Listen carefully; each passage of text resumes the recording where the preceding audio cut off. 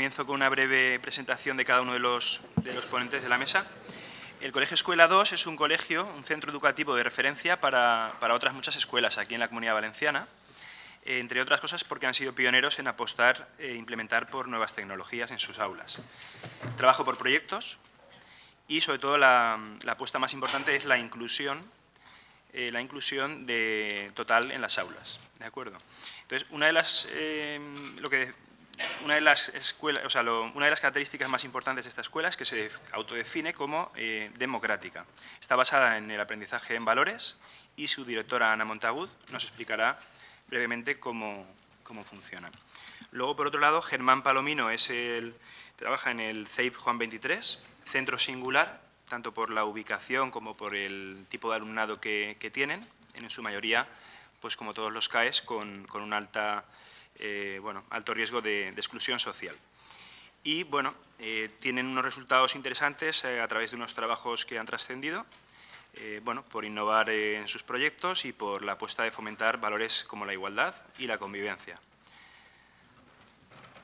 Por último, sería Mariano Pontón, que es el director de Imagine Montessori School, y es un colegio bilingüe de reciente creación, de reciente apertura en Valencia. Lleváis un par de años, creo que es. Acabamos de empezar en septiembre. 2 cursos y lleváis... Acabamos de empezar en septiembre. Este septiembre empezamos. Vale. Y aplican sobre todo la metodología Montessori, espacios diáfanos, luminosos, contacto con la naturaleza, materiales diseñados específicamente para estimular a los niños, aprender a pensar por sí mismos, sería un poco el objetivo fundamental. Pues cuando queráis y en el orden que consideréis. Vale, pues empiezo yo. ¿Se me escuchas?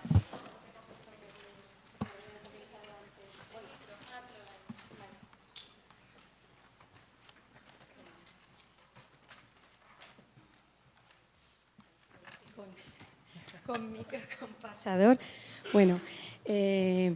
Darle las gracias a Hanna antes que ha comentado y también a Rosa, porque algunas de las cosas que hemos escuchado antes pues me allanan un poco el camino de lo que yo voy a contar también. Deciros que Escuela 2 es una escuela en La Cañada, que somos una escuela cooperativa, que intentamos llevar esta idea de la cooperativa también dentro de nuestras aulas, con las metodologías cooperativas y que antes ya hemos escuchado algunas cosas. Ahí estamos. Escuela 2, como dice un poco el título de la presentación, una escuela de todas y para todas, que da la sensación un poco que intenta incluir y deja fuera el todos y para todos, pero no, es un poco un guiño, es una escuela de todas las personas para todas las personas. Cuando nosotros contactaron conmigo y me comentaron un poco que lo que teníamos que hablar era dar las claves para la educación del futuro, pues no sé si tenemos todas las claves, seguramente no, pero pensando en algunas de ellas y algo que caracteriza mucho a mi escuela, me venía continuamente a la cabeza la palabra inclusión, la palabra inclusividad. La palabra inclusión partiendo de dos premisas importantes, que es la diversidad, vivirla como una riqueza.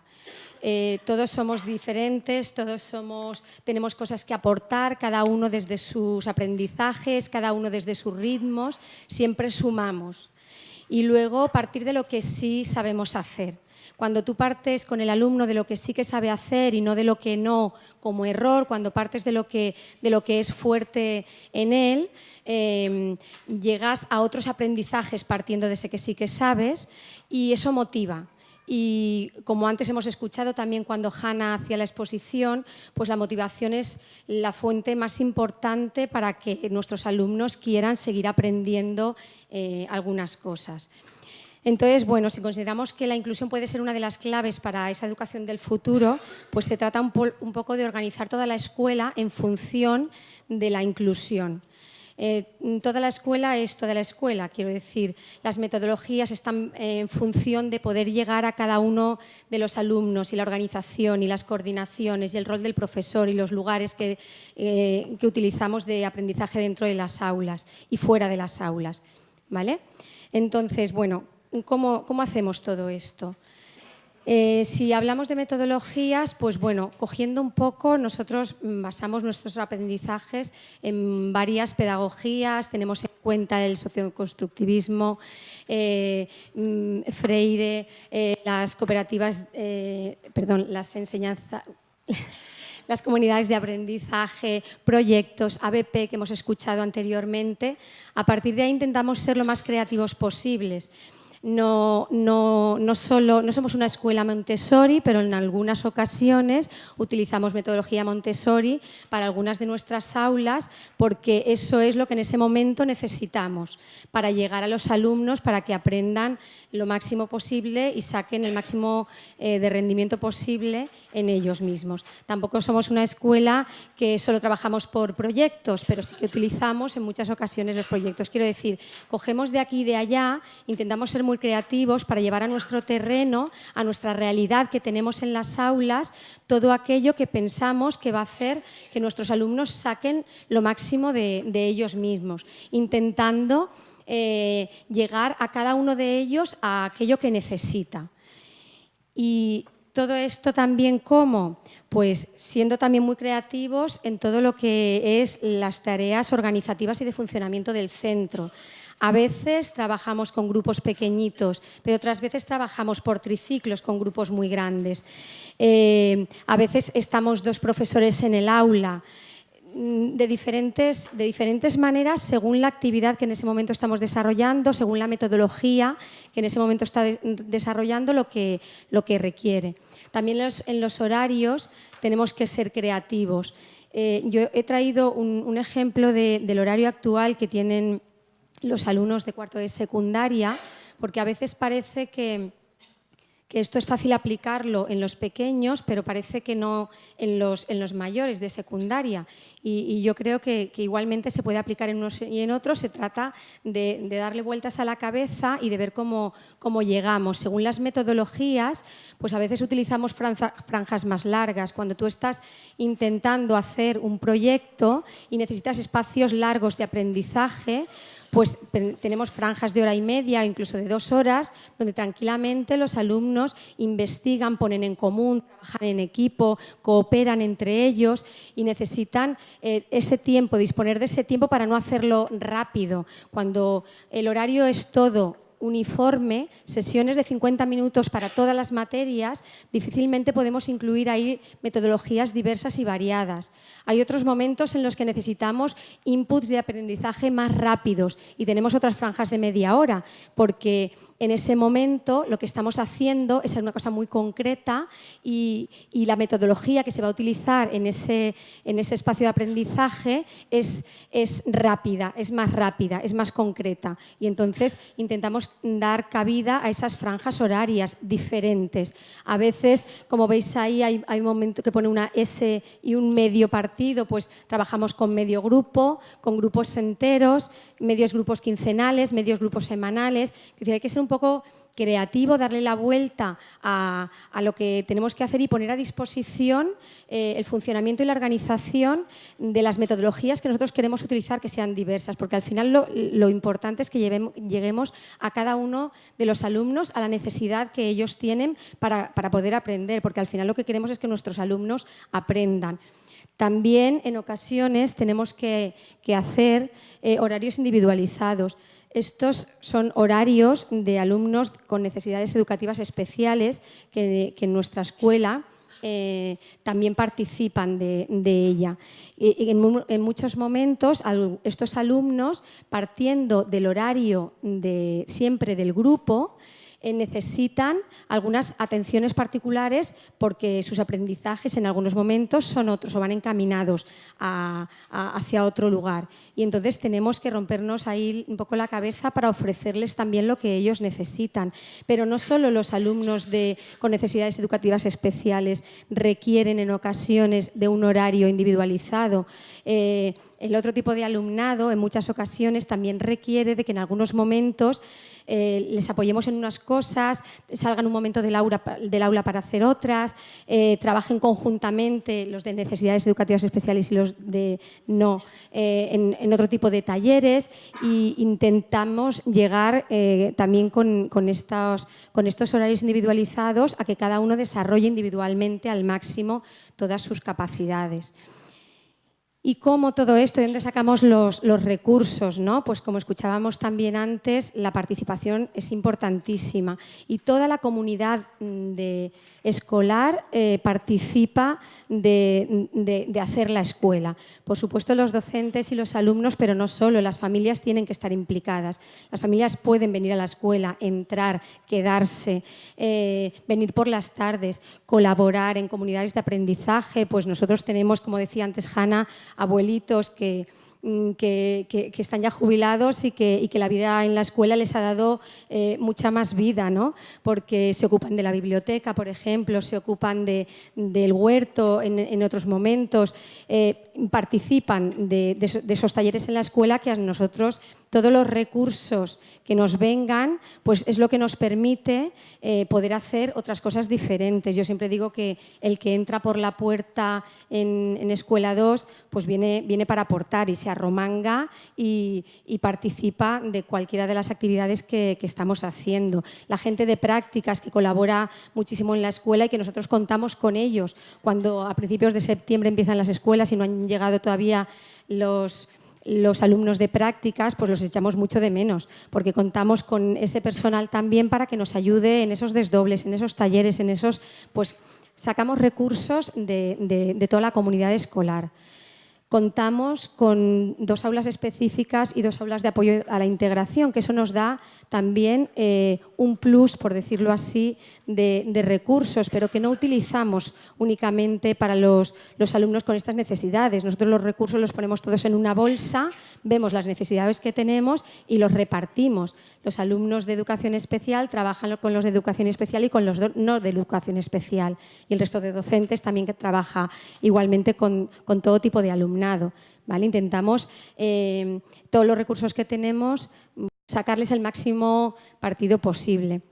Sí que quería recalcar en esto de las aulas específicas y demás, porque muchas veces cuando hay gente que escucha hablar de Escuela 2, pues escuela de educación especial, bueno, no somos una escuela de educación especial, somos una escuela inclusiva y desde que nació la escuela y hace mucho tiempo, más de, bueno, en el 83 o por ahí, la gente que empezó, que yo no estaba en ese momento, pero sí que es gente de la escuela que todavía está, pues siempre se plantearon desde el principio que querían apostar por una escuela diferente, por una escuela inclusiva y que poder llegar a cada uno de los individuos que teníamos allí en la escuela para sacar el máximo provecho de ellos y que pudieran alcanzar sus máximos aprendizajes y capacidades. Y al principio, pues un poco en la línea de lo que estaban comentando antes con las nuevas tecnologías, pues no se partió con estos recursos. En la escuela habían alumnos con necesidades educativas especiales sin ningún tipo de recurso más que los que la administración daba como escuela concertada. Y bueno, pues ahí nos arromangábamos y la gente que estaba para rompernos la cabeza y ser muy creativos para poder llegar también a este alumnado y al otro que también teníamos.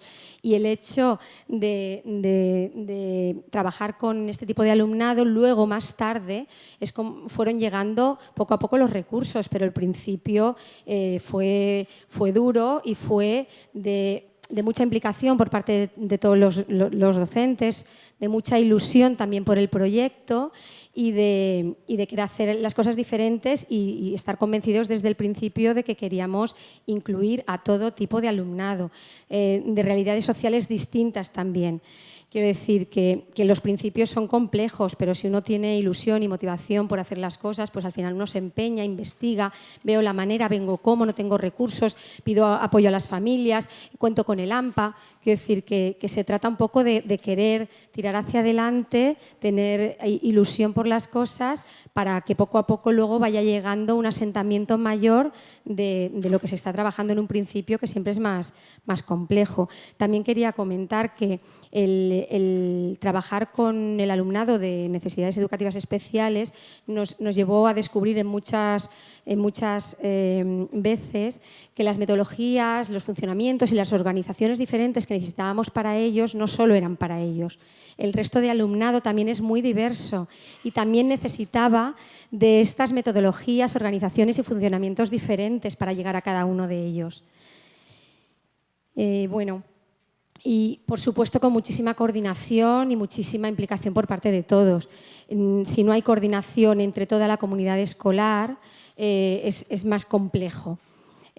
Coordinación con el equipo de profesores, con las familias, con el personal de servicio, con el alumnado, el departamento de orientación. Esto es tiempo y son reuniones, pero para poder llevar adelante todos estos horarios diferentes, todas estas maneras de funcionar y metodologías, investigaciones y demás, y ser lo más creativos posibles, pues hay que dedicarle tiempo, hay que trabajar en equipo. Hay que trabajar en equipo y hay que coordinarse muchísimo. Con respecto a los lugares de aprendizaje, pues también todos, no solo el aula. Los pasillos son lugares de aprendizaje y el jardín y el comedor. Y las aulas no tienen por qué ser siempre una mesa con 30 sillas. Hay aulas en donde están ya a la disposición para trabajar en equipos cooperativos y hay aulas que no tienen mesas ni sillas porque el tipo de actividad que se va a desarrollar ahí no necesita de mesas ni sillas, son un estorbo y nos pasamos el día retirando las mesas y las sillas. Y en realidad si no las necesitamos, ¿para qué las tenemos en ese momento, en ese aula, en esa actividad? Lo más fácil es no tenerlas porque así no tengo que estar arrastrándolas todo el día. Quiero decir que todos los lugares de la escuela son lugares de aprendizaje y el mobiliario tiene que estar también en función de la metodología que en ese momento se va a utilizar para que sea lo más fácil posible y tenerlo preparado ya para ser prácticos, para ser dinámicos y para poder sacar al tiempo el máximo de rendimiento. Importantísimo todo el plan de acción tutorial y todo el trabajo de las emociones que se hacen con los niños, porque nosotros queremos que nuestros alumnos en el futuro, creo que no solo tienen que ser competentes académicamente, sino lo más importante al final es que sean competentes emocionalmente. Necesitamos alumnos en el futuro que sean emocionalmente competentes porque nosotros nos relacionamos mucho y tenemos que saber relacionarnos bien entre nosotros, que sean colaboradores y solidarios para poder trabajar en equipo, porque vamos a tener que trabajar nuestros alumnos en el futuro, igual que nosotros en nuestras profesiones que desarrollamos, trabajamos en equipo y tenemos que saber trabajar en equipo, que sean emprendedores, independientes y autónomos, porque en muchas ocasiones van a tener que tener iniciativa para desarrollar muchos de sus proyectos de trabajo y que sean muy flexibles también, porque a lo largo de sus vidas van a vivenciar cambios sociales, personales, es importante que sean flexibles para poder encajar todos estos cambios. Bueno, como teníamos solo 15 minutos, teníamos que hacerla rápido. Esto es lo que quería apuntar y mostraros un poco de nuestra escuela. Y ahora dejo ya paso a mis otros dos compañeros. Gracias.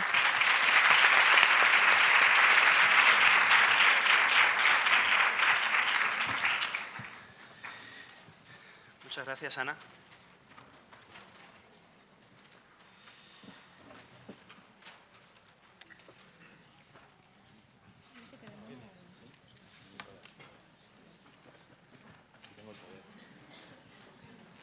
Hola, buenos días a todos y a todas. Como ha dicho Vicente anteriormente, mi nombre es Germán, soy el director del Colegio Público Juan 23. Es un centro de acción educativa singular que está ubicado en el barrio de Chenillet de Torrent. Atendemos mayoritariamente a alumnado de etnia gitana, así como de diferentes nacionalidades, aunque principalmente son de nacionalidad rumana y subsahariana. Este tipo de alumnado, sus familias, pues ellos y sus familias se encuentran en un alto riesgo de exclusión social. Pensar que estas familias, muchas de ellas, pues se ganan la vida con trabajos realmente precarios. Bueno, decimos ganarse la vida, más que nada lo que hacen es sobrevivir, pues buscando chatarra, venta ambulante, trabajos temporeros en el tema de la agricultura. Y esos serían los trabajos, digamos, más honrados que podemos encontrarnos en el barrio. Otros, desgraciadamente, se dedican a otro tipo de actividades ilegales, como va a ser el tráfico de drogas o el robo. No es de extrañar que muchos de nuestros alumnos tengan a su padre o a su madre en prisión, sino a los dos, ¿vale? En este entorno pues, podéis entender pues, que ese barrio pues, con el paso de los años ha ido sufriendo un proceso de marginalización, ¿vale? Y tiene un poco pues, la etiqueta de gueto. Cuando tú estás en Torrent y dices que vas al Chenillet, pues te miran un poco como diciendo, cuidado, ¿sabes? Es lo que te vas a encontrar allí. En este entorno tan hostil, un colegio, pues un colegio es un oasis, para que me entendáis, ¿vale? Es un lugar donde los niños del barrio, donde nuestros alumnos, pueden tener, digamos, oportunidades, donde pueden aprender valores, pueden aprender formas diferentes de relacionarse, donde, digamos, pueden encontrar un entorno apropiado para el aprendizaje y para que maduren como personas. Ese es nuestro trabajo, ¿vale? Y eso es en lo que estamos. Como anécdota os puedo decir, y un poco es un resumen de lo que quiero que veáis, estamos en un proyecto europeo, Erasmus+, ¿vale? Y en este proyecto, pues, maestros de nuestro centro viajan a otros países y ellos nos devuelven la visita. En la última visita que hicieron estos maestros, uno, director de un colegio de Austria, en los Alpes austriacos, un colegio, vamos, era como Heidi, aquello era increíble, había que verlo, de verdad. Yo no me lo creía que existía, pensaba que eso era solamente el anuncio de Milka, existe. Pues el hombre vino ahí y estábamos en el colegio, enseñándole el colegio, los niños, mira, hacemos esto, hacemos lo otro. Y al segundo o el tercer día de estar allí me dice, oye, mira, Germán, quiero pedirte un favor. Digo, dime, dice, quiero salir al barrio, quiero conocer esto de verdad. Quiero ver dónde viven estos niños. Tío, de verdad, súper espiritual. Digo, venga, vámonos. Nos vimos los dos mano a mano, dando una vuelta por el barrio. Como iba conmigo, pues no corría peligro, porque a mí ya me conocen. Llevo 16 años allí, o sea que ya me conocen. Y después de dar una vuelta por el barrio, ya volvíamos hacia el colegio y el hombre estaba impresionado. Impresionado de lo que vio. No os voy a dar un ejemplo, pero impresionado. Y resulta que el colegio está separado del barrio por un barranco. Hay un barranco seco, y hay una pasarela peatonal para cruzarlo. Y según íbamos hablando, el hombre en mitad de la pasarela se para y empieza a mirar para atrás. Y yo digo, ¿qué le ha pasado a este hombre? Digo, ¿se le ha olvidado algo? ¿Le han quitado la cartera? No sé. O sea, me miraba para atrás y miraba para adelante. Miraba al colegio y miraba al barrio. Miraba al colegio y miraba al barrio. Y le digo, oye, Walter, ¿qué pasa? Dice, eso es una metáfora. Digo, ¿una metáfora? Digo, este hombre está loco. No lo entendía. Habla en inglés y yo tampoco, digo, no le estaré entendiendo. Dice, sí. Dice, date cuenta. Dice, mira, ahí está el barrio. Y aquí está el colegio. El barrio, ahí es donde está, digamos, la pobreza, donde está la marginalidad. Dice, ahí está el colegio. Y ellos cruzan esta pasarela todos los días. Van de lo malo hacia un futuro mejor, hacia un lugar de oportunidades, donde pueden cambiar su futuro. A mí el tío me dejó alucinado. Digo, ¿cómo puede ser una persona que lleva aquí 2 días se haya dado cuenta de lo importante que es un colegio en un entorno como este? Y la verdad que esa anécdota la he contado varias veces y la gente dice, te lo estás inventando. Y digo, que no, esto es así como yo lo cuento, ¿vale? Después veréis una foto donde sale Walter, ¿eh? Bueno, con eso que os he contado podéis entender que la función principal de nuestro centro es la de compensar.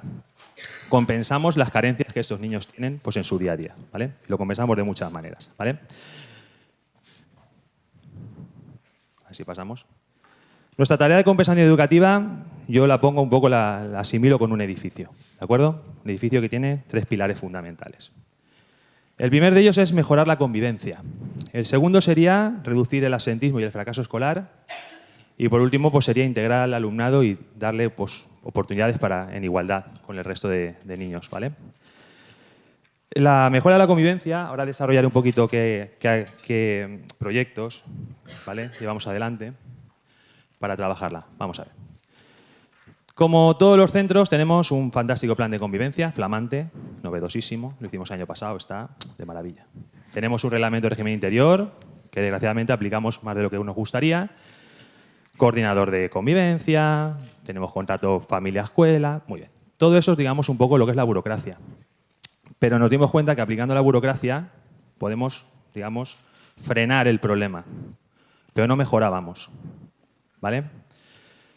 ¿Qué nos pasa en nuestro centro? Pues que los alumnos dentro de la clase, más o menos, pues se medio comportan, pero salían al patio o a la hora del comedor y ahí venían, eso era la guerra. Peleas, insultos, jaleos, historias. ¿Me has jurado? ¿Os ha acordado de mis muertos? ¡Guau! Aquello, un drama. Los padres allí, es que... Peleas entre familias por problemas que empiezan en el colegio. Y esta gente os aseguro que las peleas entre familias se las toman muy en serio, ¿eh? Llegó un momento en el que dijimos, esto hay que solucionarlo. ¿Que no salgan al patio? No, hombre, eso es imposible. Los niños tienen que salir y tienen que respirar y tienen que hacer cosas para desconectar un poquito. Vale. Propusimos eso fue una idea del claustro, que a la hora del patio y a la hora del comedor preparábamos diferentes actividades. Actividades que ellos voluntariamente podían realizar. No solamente el patio tenía que ser estar en el patio corriendo detrás de un balón, porque ahí es donde empiezan los problemas y las peleas. Aparte de lo que decían antes, que las niñas no les dejan jugar al fútbol, por ejemplo, ¿vale?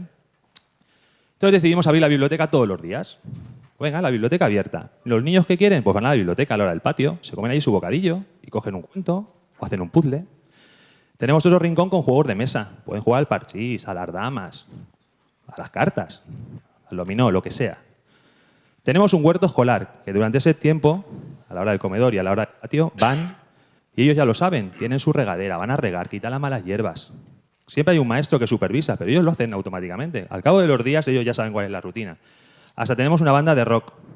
Sí, la llevo yo. Es que yo soy el de música, aparte de director soy el de música. Vi la película esa de School of Rock y me flipé. Dije, ¡guau!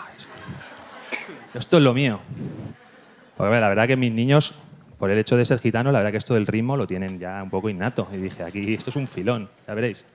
Y sí, hicimos una banda de rock. Mira, ahí estábamos tocando el año pasado en la primavera educativa, actuamos allí. Si hubierais visto la cara de esos niños cuando acabaron de tocar, en un escenario, nos pusimos un escenario, hacíamos los Rolling Stones. ¡Guau! Los niños ahí decían, ¿pero esto qué es? Yo, no, vosotros tocad, no tengáis lache. Lache es para ellos vergüenza, no tengáis lache, tocar. Y cuando acabaron y la gente les aplaudía, alucinaban.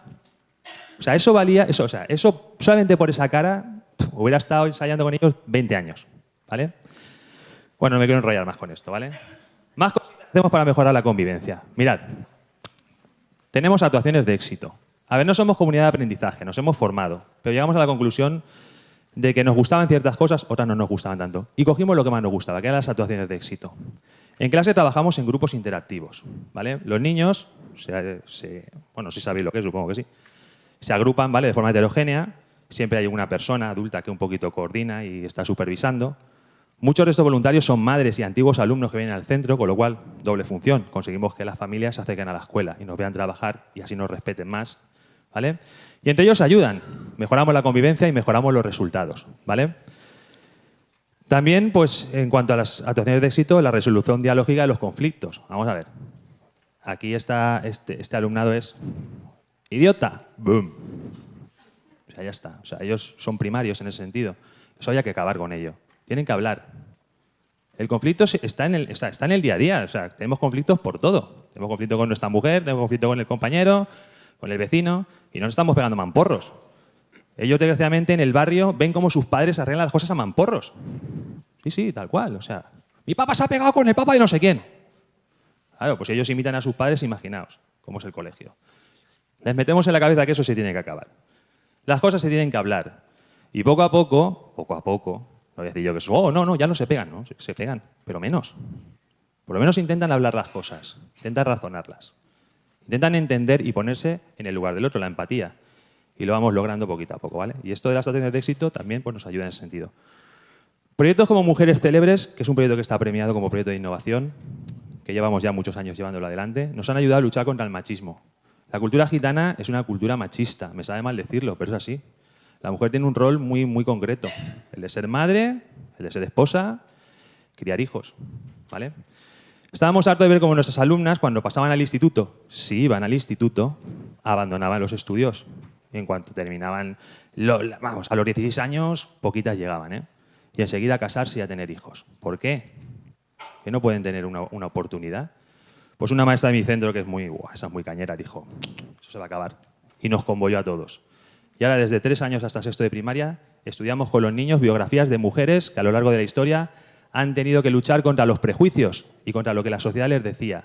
Marie Curie, la Madre Teresa de Calcuta, Frida Kahlo, de todas las áreas de conocimiento, se estudian sus biografías, se trabajan en clase, incluso se invitan a mujeres de etnia gitana que han triunfado en la vida, que algunas son maestras universitarias. A la primera maestra de España que fue gitana también tuvimos una videoconferencia con ella. O sea, que tengan modelos, que se den cuenta que la mujer puede ser algo más que ama de casa y madre, que está muy bien, pero ¿por qué no puedes aspirar también a ser médico? Y las niñas lo están diciendo cuando les preguntamos, oye, ¿qué quieres ser? Quiero ser policía. ¡Uah! Fantástico, eso antes era impensable. ¿Que lo conseguirán? No lo sabemos, pero por lo menos ya tienen una meta, ya tienen un objetivo diferente, ¿vale? También un proyecto que nos va de maravilla para mejorar la convivencia es el proyecto Armensana. Este lo llevamos hace poquito tiempo, ¿vale? Una maestra, Rosana, que la tenéis aquí, es una friki de esto, del tema del yoga y todo esto. Y dijo, aquí hay que hacer algo con estos niños. Y lo mismo, nos engañó a todos otra vez. Venga, vamos a ver. Y todos los niños del colegio, una sesión semanal, pasan por sus manos y les enseña a relajarse. Les enseña a controlar su cuerpo, a controlar sus sentimientos mediante técnicas de tai chi, de yoga, es como un pupurri y la verdad que nos está funcionando muy bien. Los niños no lo piden ya, ¿eh? Suben del patio y dicen, ¿podemos hacer hoy relajación? Bueno, va, 5 minutitos para que bajen los biorritmos. Y la verdad que muy bien. Y bueno, y por supuesto actuaciones con la familia. Ya os he dicho que vienen al centro a ayudarnos como voluntarios. Y también tenemos escuela de madres. Bueno, intentamos que el barrio se acerque a la escuela y que la escuela se acerque al barrio. Que nos conozcan y nosotros conocerles a ellos. La segunda columna, el segundo pilar fundamental de nuestro trabajo de compensación sería la reducción del absentismo y del fracaso escolar. A ver, el absentismo era hace, no sé, 20 años o 15, 20 años era brutal. O sea, los niños no venían al colegio, venían poquísimo. ¿Qué hicimos? Servicios sociales y nosotros, trabajar juntos, a saco. Un servicio despertador. Todos los días viene una trabajadora del servicios sociales y ve que niños no han venido. Y si ven que han fallado varios días, va a buscarlos a casa y averigua por qué. Y si hace falta, se va a fiscalía.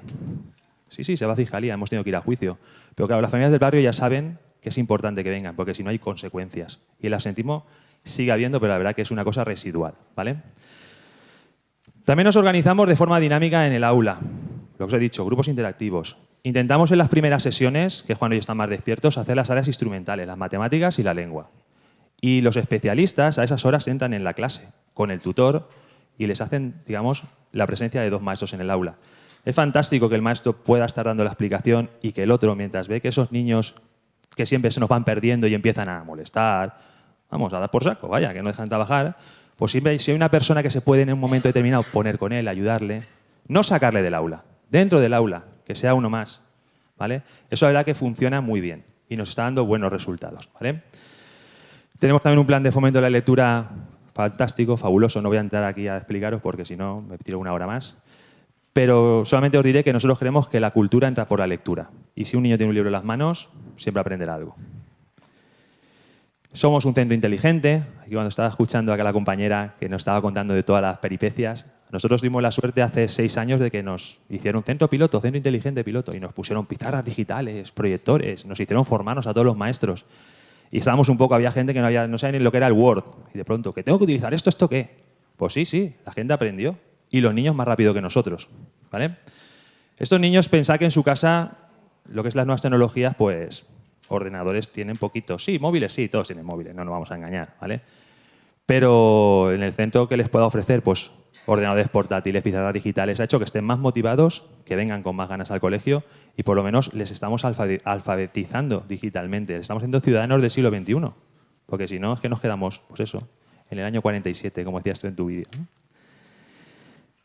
También colaboramos con ONGs. Destacaré la primera de ellas, la Fundación Secretariado Gitano. Todos los días mandan al centro a 3 personas, 3 profesores que se quedan haciendo actividades extraescolares con los niños. Les hacen acompañamiento escolar, les hacen clases de música, les hacen clases de baile.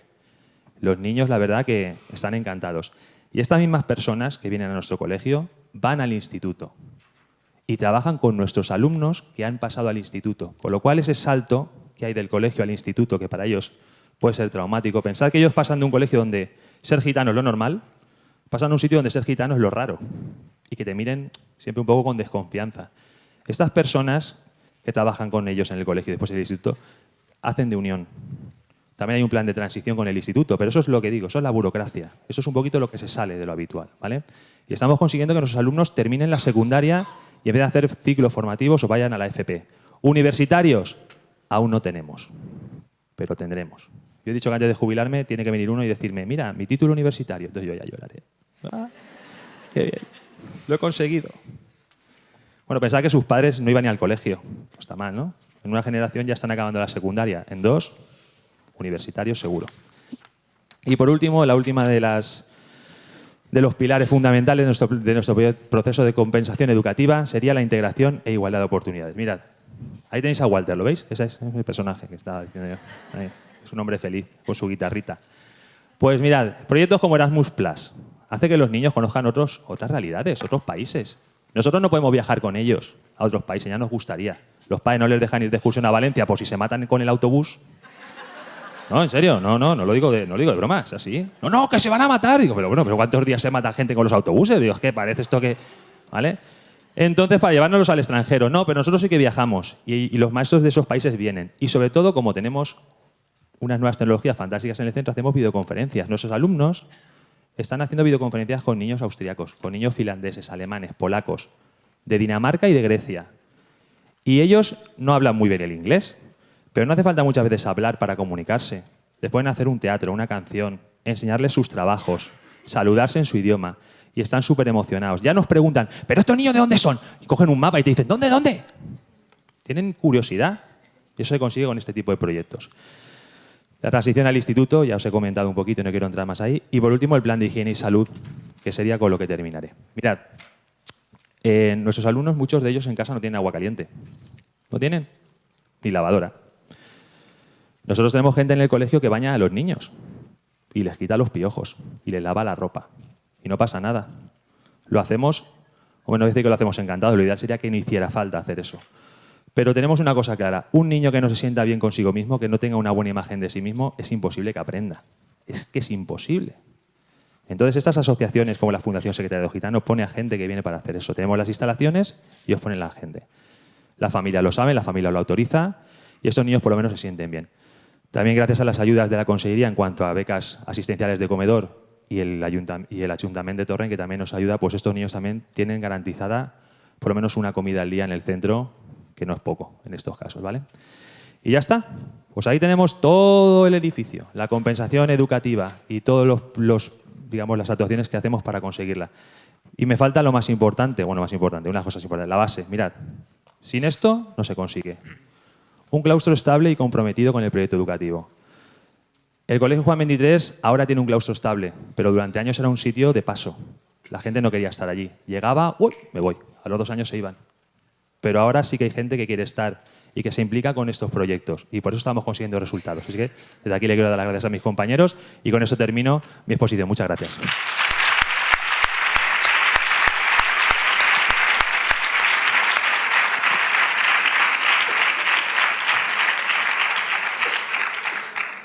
Muchas gracias, Germán, por la charla y por la labor que hacéis tan importante. Para cerrar la ronda nos acompaña Mariano Pontón, director del Imagine Montessori School.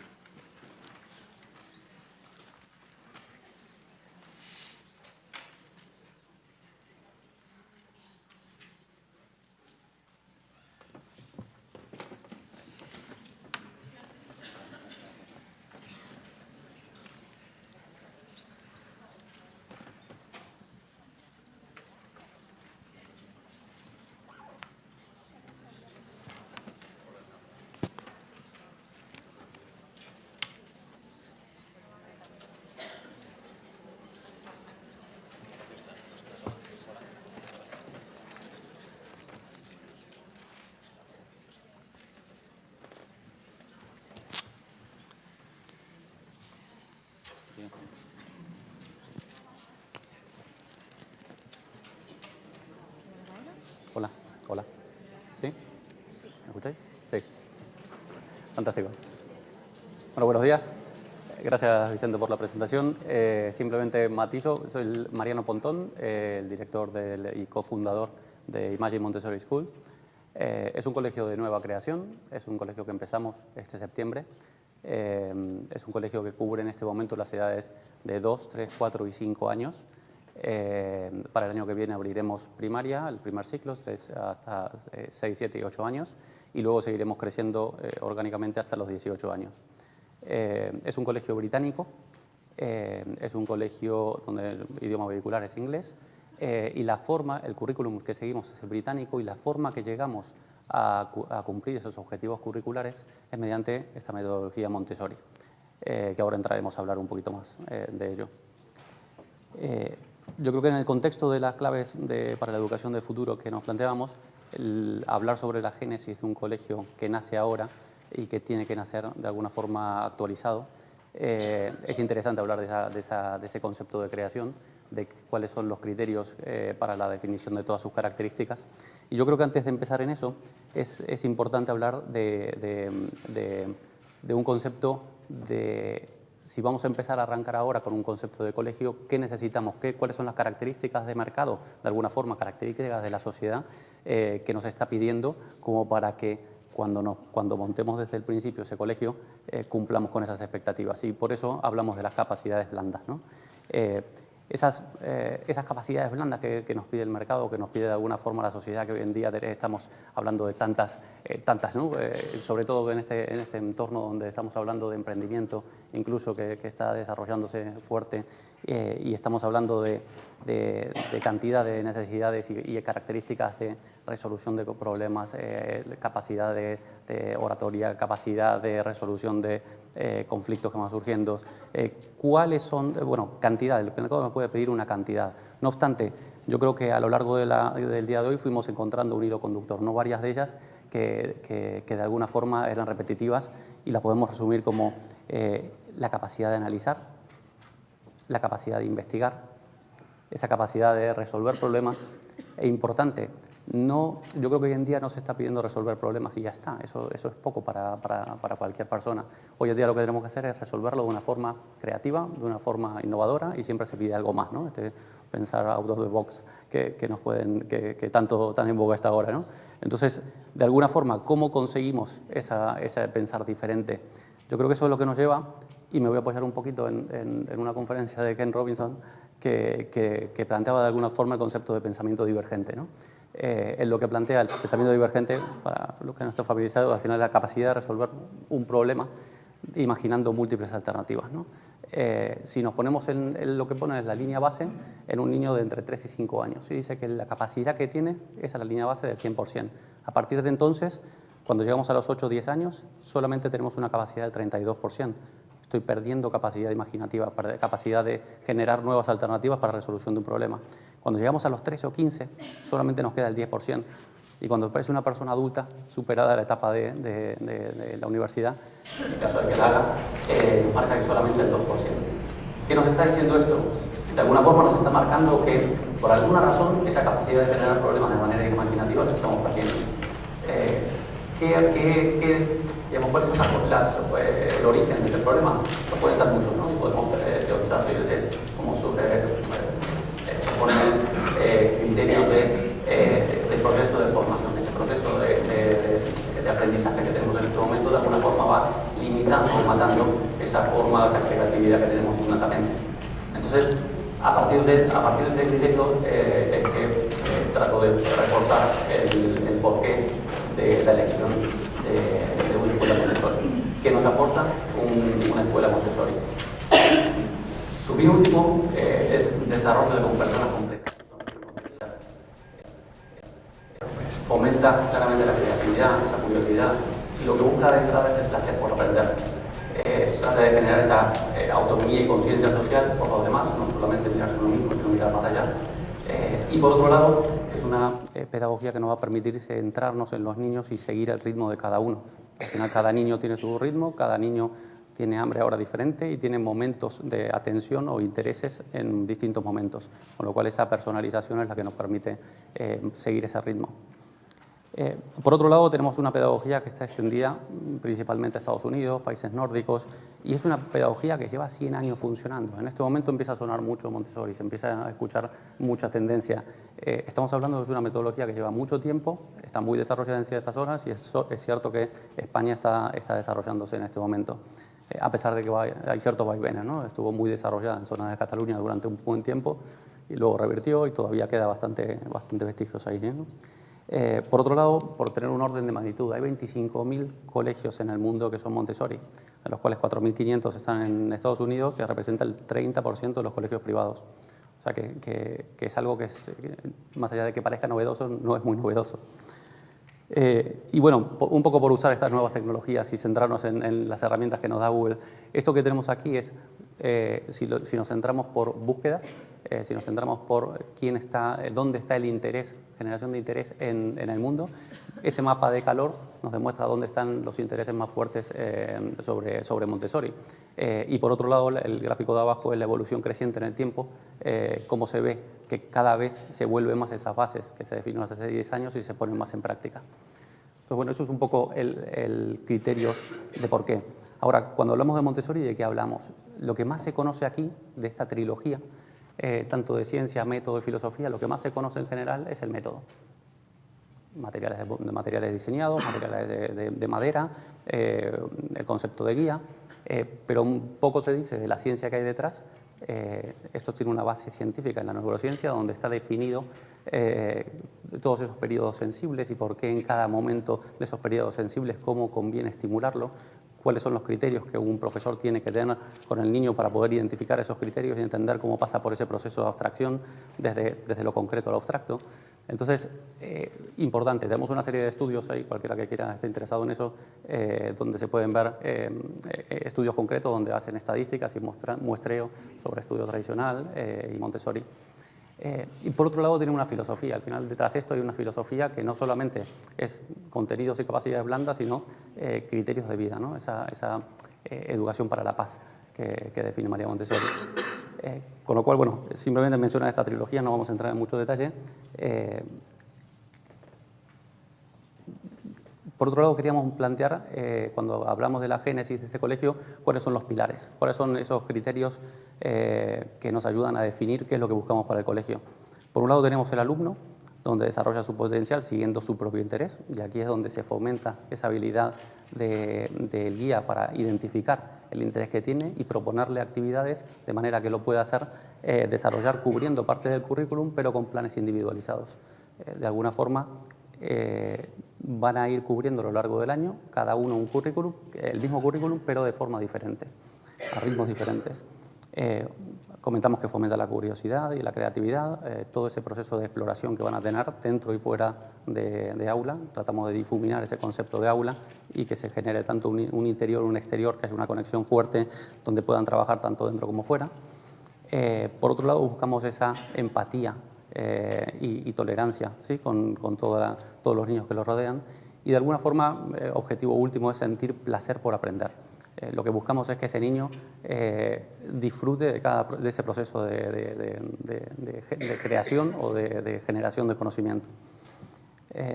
Por otro lado, hay un papel muy importante, que es el rol del guía, que se transforma de alguna forma y lo que habla ya es de estimular. No es transmitir conocimiento, sino que estimula. Lo que va haciendo es identificar qué es lo que que interesa al niño, estimulo para que haga alguna actividad que sabemos que dentro de esas actividades que están planteadas, ese material Montessori, hay un aprendizaje secundario que de alguna forma va a cubrir ese objetivo curricular.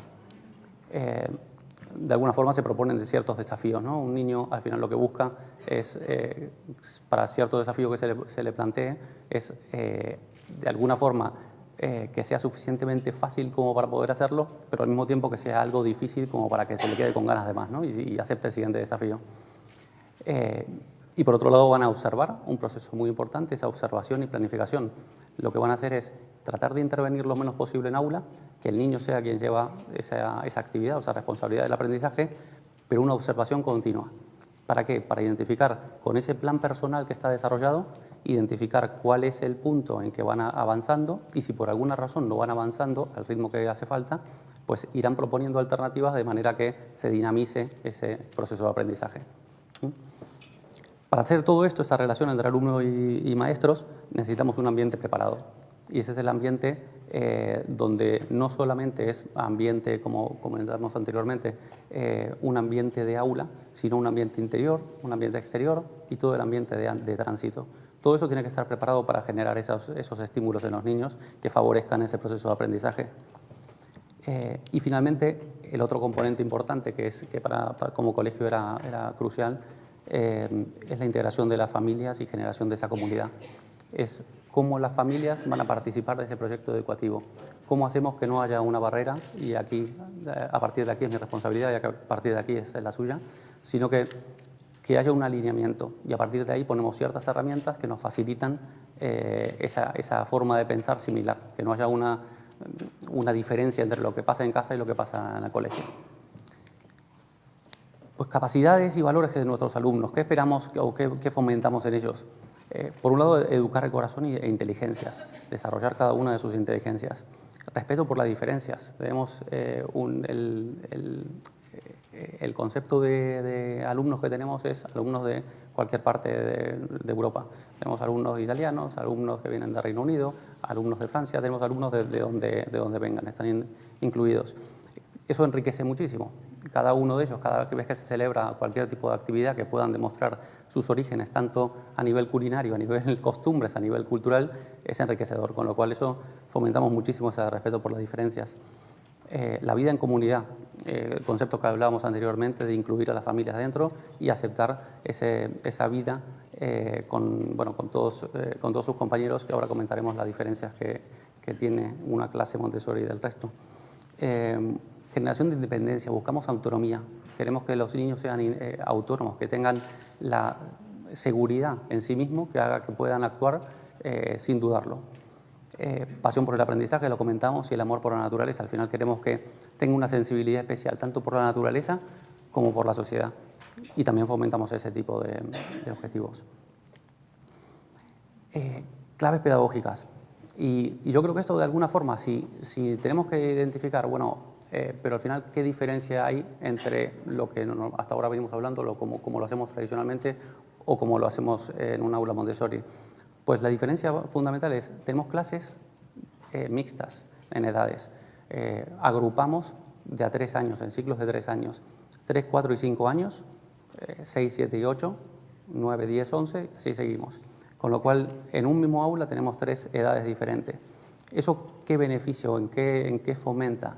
De alguna forma, cuando tenemos las mismas edades, pues al final se genera, incluso a veces generado con intención, con esto de los smiley faces y estrellas y demás, se genera una cierta competencia. Al final, ¿por qué? Porque buscamos que si uno lo hace bien, lo tome como líder, como persona, digamos, ejemplo, y a partir de ahí que todos lo puedan seguir. Lo que buscamos nosotros es, el hecho de mezclar 3 edades, lo que buscamos es una colaboración. ¿Qué pasa? Que un niño de 3 años está observando lo que hace el de 5 y el de 5 lo va a ayudar en el momento que está haciendo alguna actividad, pero solamente por el hecho de observar y ver que tiene una capacidad psicomotriz mucho más fuerte, una capacidad de concentración más larga, solamente por eso ese niño va a hacer un esfuerzo por querer hacerlo, con lo cual se genera una sinergia entre ellos, un trabajo entre ellos que hace poco a poco que el rol del guía o el rol de maestro no sea tan relevante, porque hay alguien más que lo está haciendo por él. Ciclo de trabajo ininterrumpido. Comentábamos que, antes comentabas el tema de los ciclos de trabajo, que en lugar de ir a 50 minutos hay movimientos donde se puede extender más, porque al final es beneficioso para hacer ciertos trabajos que ya no son tan estándares. Nosotros trabajamos con 3 horas de ciclo ininterrumpido.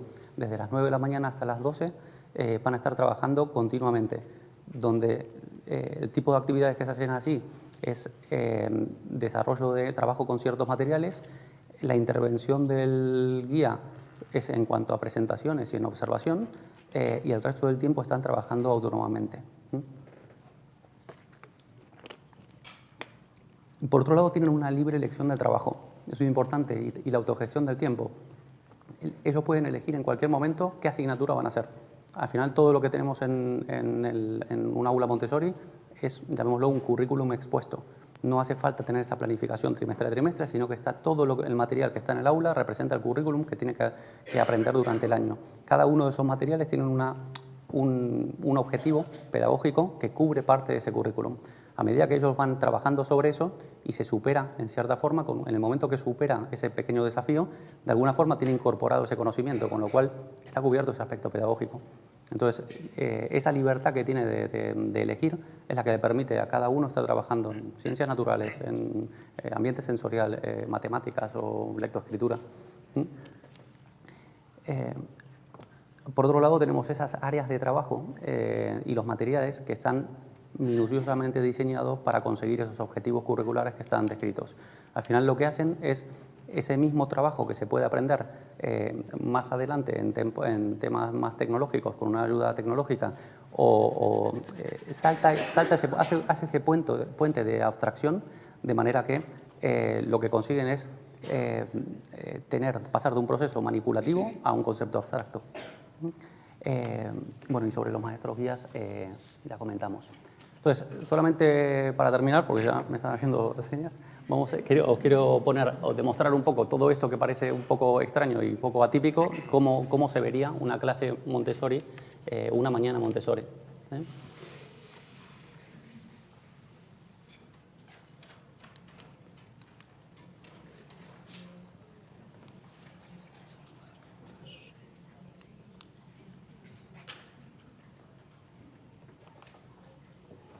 A ver si lo logramos.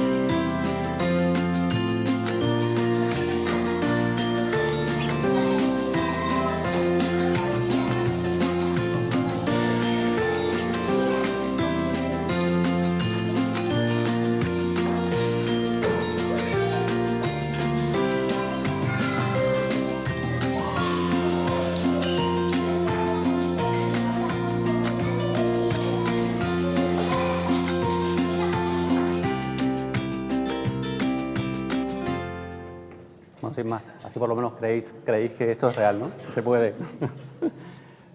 Bueno, Muchas gracias, Mariano. encantado.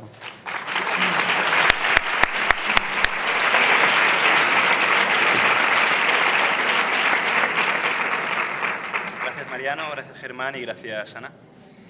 Comenzaremos ahora un turno de debate y de preguntas, con lo cual cualquier persona que quiera lanzar alguna pregunta a alguno de las 3 personas que han hablado, adelante.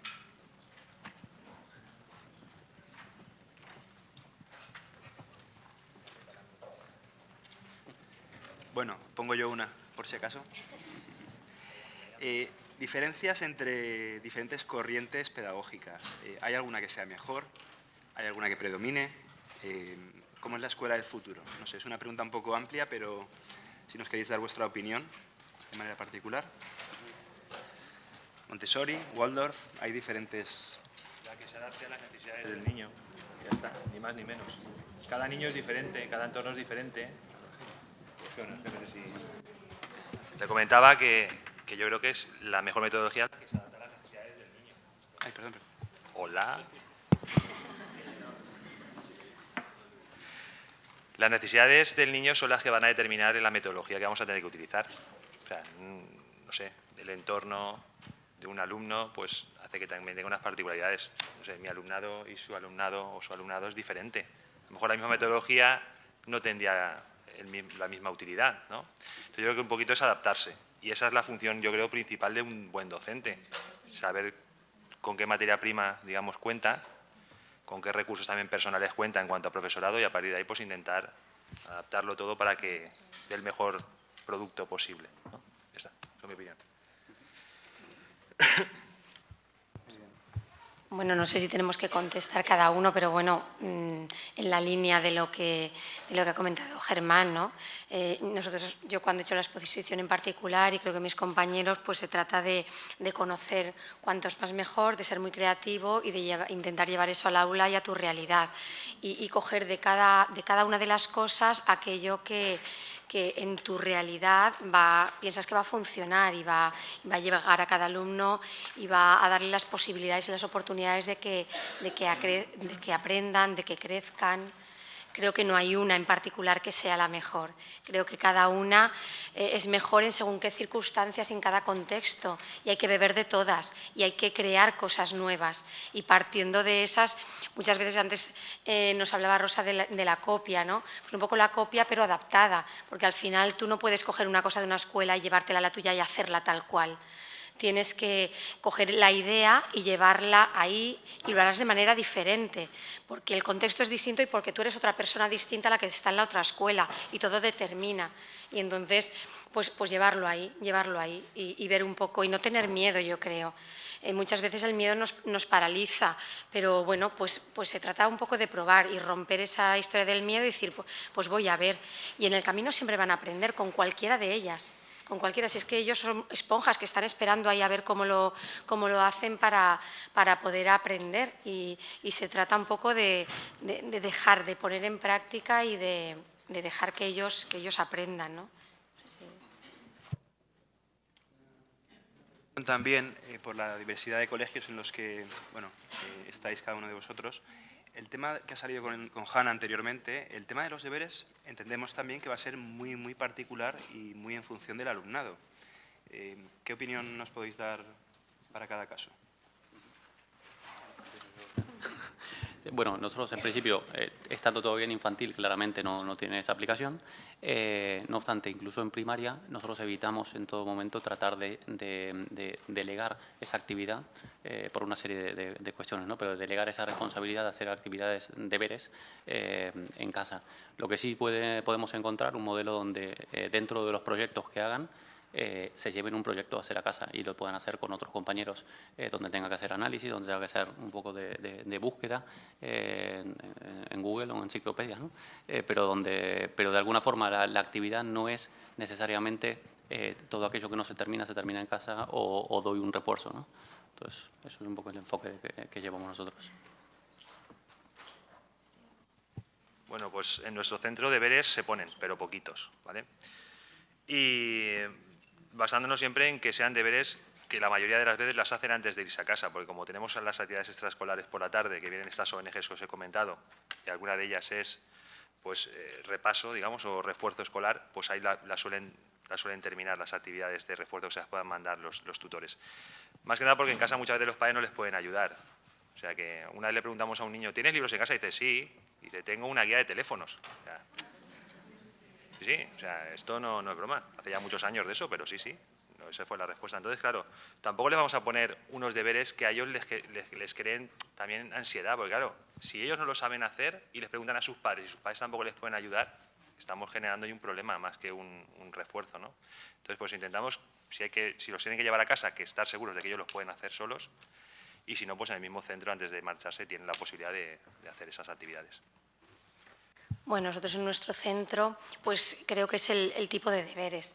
Quiero decir, esos deberes repetitivos y tal que no te llevan un poco a ningún sitio, pues es que hacer una tarta de manzana es un deber, porque están leyendo y luego además se escriben las cantidades y ahí se habla de cantidades y están haciendo lengua y están haciendo mates y luego además lo llevan a la práctica y luego encima traen la tarta a la escuela y se la comen entre todos, pues entonces se lo pasan pipa. Quiero decir que es que hay que saber un poco, yo creo que encontrar en las cosas que a ellos les produce placer, les motiva y les disfruta, es que también leen.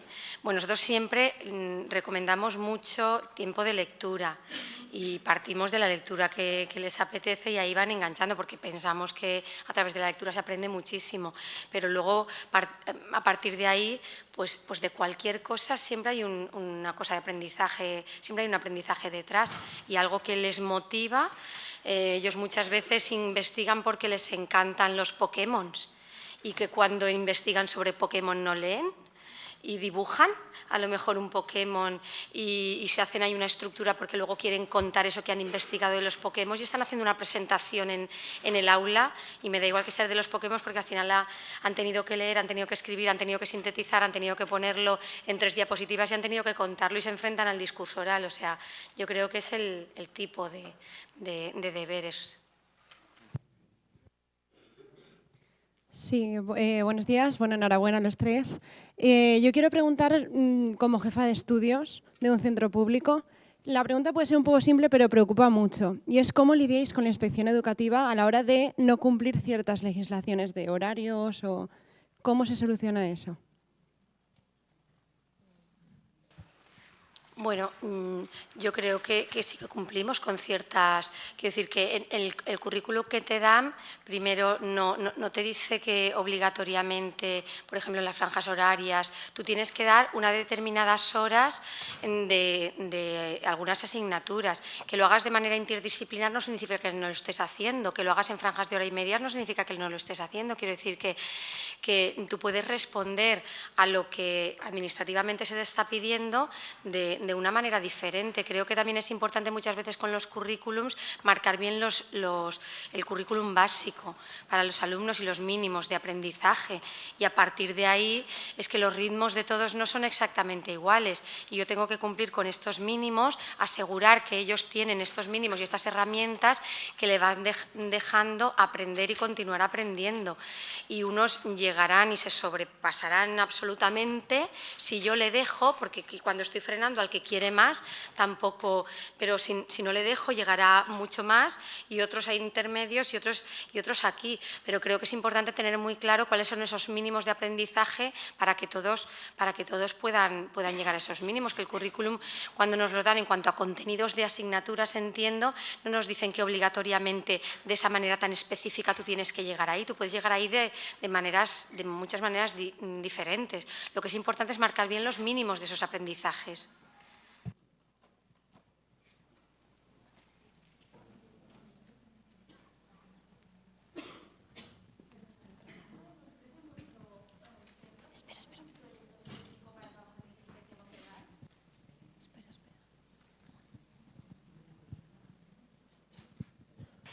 Bueno, nosotros trabajamos continuamente todo lo que tiene que ver con las emociones, pero es de una manera transversal.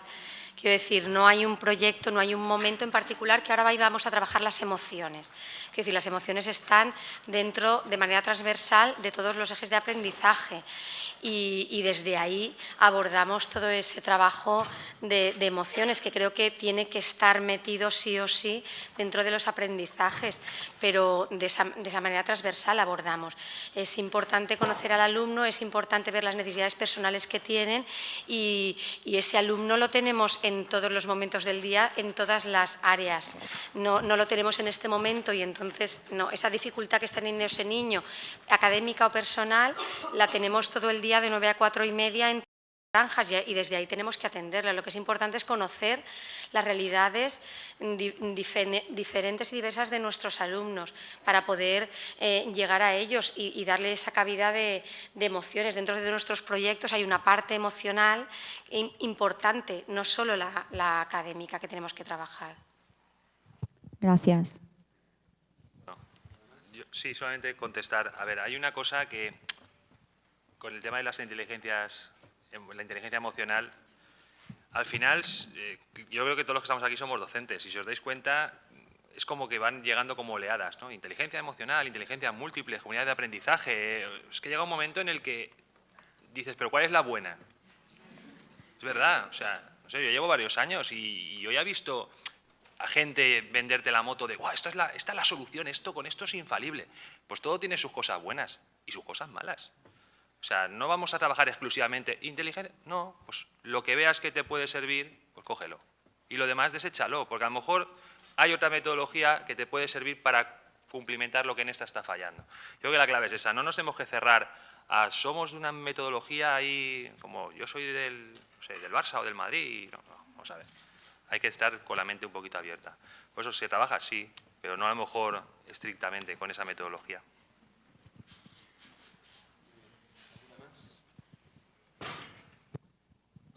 Bueno, daros la enhorabuena a los tres por la visión que nos habéis dado y sí que quería hacer como una reflexión que creo que viene un poco enlazada con lo que acabas de decir.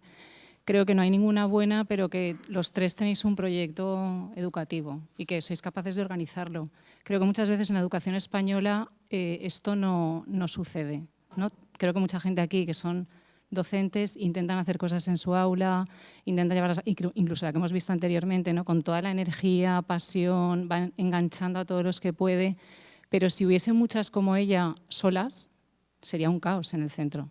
Entonces, creo que lo fundamental es tener desde arriba, ¿no?, una buena gestión del centro que permita que sean proyectos transversales, porque estos proyectos aislados confunden enormemente, generan como mucha distorsión, el alumno tampoco sabe hacia dónde tiene que ir y estamos viendo eso, ¿no?, esa mala interpretación de hay que trabajar con proyectos y de repente se ponen 3 profesores a la vez a trabajar con proyectos y es un desastre. Lo digo también porque esto está llegando a la universidad. Entonces, creo que lo fundamental y con lo que todos nos deberíamos quedar es que cualquiera que llegue a un centro y pueda formar equipo y pueda actuar desde la gestión y la organización, ahí es donde tenemos que actuar, porque creo que sin eso todos los esfuerzos son buenos, pero pueden generar ruido. O sea, creo que hay que formar equipos, ¿no? Cuando a mí me ha gustado mucho la anterior ponencia también cuando ha dicho estoy convenciendo, ¿no?, estoy involucrando y todos los proyectos que son transversales funcionan muy bien. Entonces se puede trabajar los temas de emociones porque se trabaja en cualquier cosa que haces en colaboración o se trabajan distintas áreas en el mismo proyecto. Creo que eso es lo que tiene realmente interés. Pero nada, daros la enhorabuena y muchas gracias.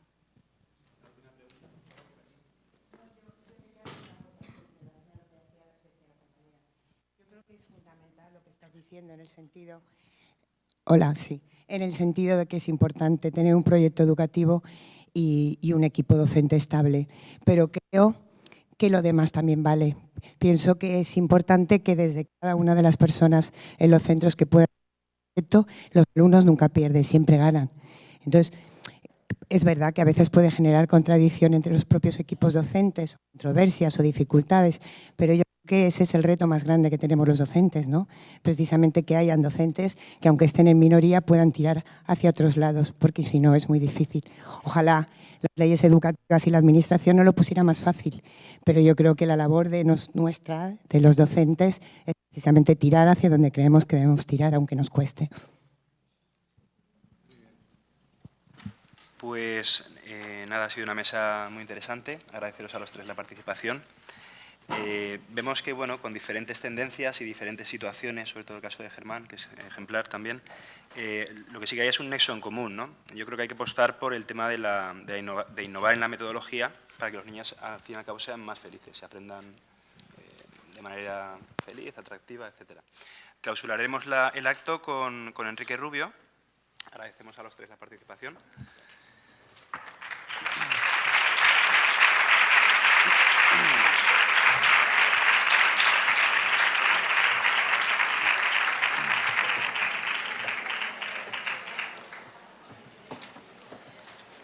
Si tenéis 5 minutillos, se agradece. Os dejamos con Enrique Rubio. Con Enrique Rubio, director general de la editorial Rubio y anfitrión de esta jornada pedagógica, que recordemos que al fin y al cabo es para recordar que Rubio lleva 60 años en el mercado, 60 años acompañándonos, ya son 3 generaciones y creo que es muy importante pues, todo el recorrido que lleva la empresa y el giro que se le está dando a nivel de adaptación.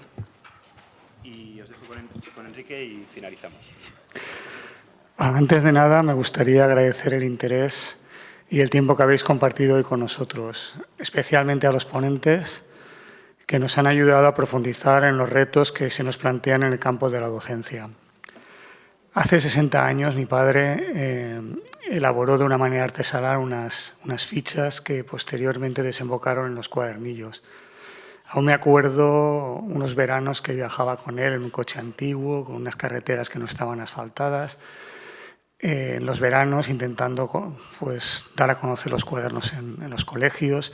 Sobre todo, una cosa que me acordaba mucho es que en aquel momento mi padre no era muy bien recibido. Imagino que seguramente era un producto muy avanzado para su época y la verdad que recuerdo que le costó muchísimo, muchísimo que estos cuadernos pues, se diesen a conocer y que se empezasen a ser parte de la cultura un poco de la docencia española. Hace 17 años tuve que hacerme cargo de la empresa. Empecé a analizar el momento y bueno, hubo una frase que escuché muchas veces que no me gustó, que me hizo mucho daño. La gente me preguntaba, ¿pero los cuadernillos todavía existen? Esa frase la oí mucho y me hizo mucho daño. Sin embargo, me hizo un gran favor. A partir de entonces, digo, aquí hay que hacer mucho, hay que trabajar. Lo primero que hicimos fue adaptarlos al momento y posteriormente pues había que innovarlos. Y desde hace 17 años pues no hemos parado. No hemos parado y si algo he aprendido es que de la marca no se vive. Hay que estar constantemente actualizando, innovando, sorprendiendo, trabajando siempre desde la humildad. Por eso es tan importante este encuentro. Para nosotros es vital escucharos las claves que deberíamos contemplar para la educación del futuro desde diferentes puntos de vista. Así podremos poner nuestro granito de arena y poder realizar mejor nuestro trabajo con mejor conocimiento. Nos han quedado muchas cosas en el tintero. Esperamos poder repetir este encuentro. Mientras tanto, compartiremos con vosotros las principales conclusiones de esta jornada, compartiendo la misma pasión para mejorar y ofrecer a las niñas y niños las mejores herramientas para aprender y ser felices en la vida. Esperamos volveros a veros pronto. Muchísimas gracias a todos.